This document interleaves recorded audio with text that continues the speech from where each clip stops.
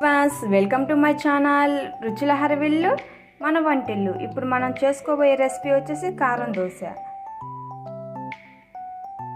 అని చెప్పాను కదండి, ఆ కారం దోశలోకి కారం ఎలా ప్రిపేర్ చేసుకుందామో చూద్దాము. ఫస్ట్ దాంట్లోకి కొంచెం జీలకర్ర వేసుకోవాలండి. జీలకర్ర వేసుకున్న తర్వాత దాన్ని కొంచెం దంచుకోవాలి.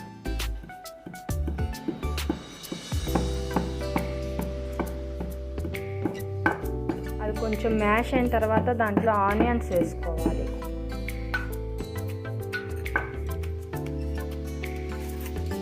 అండ్ కొంచెం రాక్ సాల్ట్ వేస్తున్నాను నేను.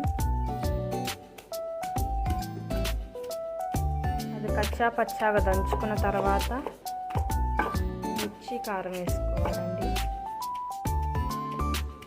నార్మల్ కారమేనండి, కూర కారం వేస్తున్నాను నేను. దాన్ని మెత్తగా పేస్ట్ చేసుకోవాలండి.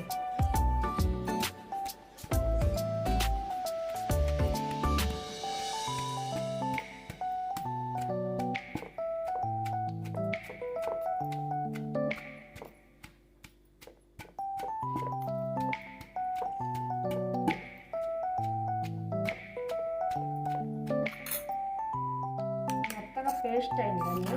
దీన్ని ఒక బౌల్లో సర్వ్ చేద్దాం.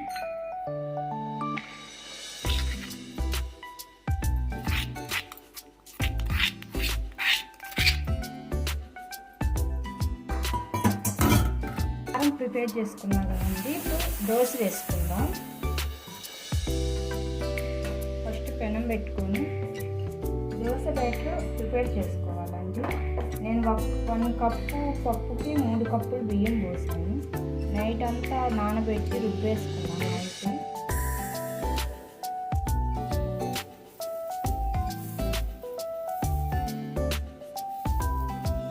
దోశ వేసుకోవాలండి.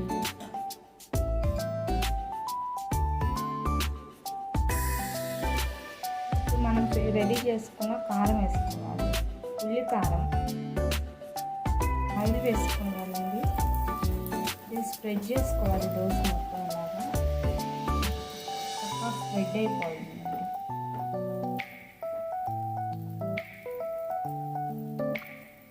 మిక్సీ పట్టుకోవచ్చు కానండి, మిక్సీలో బాగా మెత్తగా పేస్ట్ అయిపోతే ఏం బాగా అనిపించదు నాకు. మా పిల్లలు కూడా అంత ఇష్టంగా ఏం తినలేదు. ఇలా ఉంటే కచ్చా పచ్చగా ఉల్లిపాయ తగులుతా బాగుంటుంది.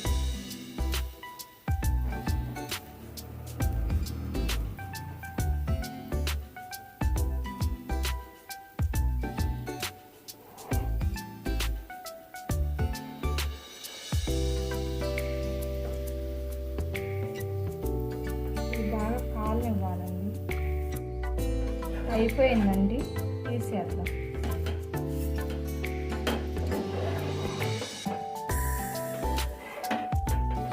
ప్లేట్లో సర్వ్ చేసుకుందాం.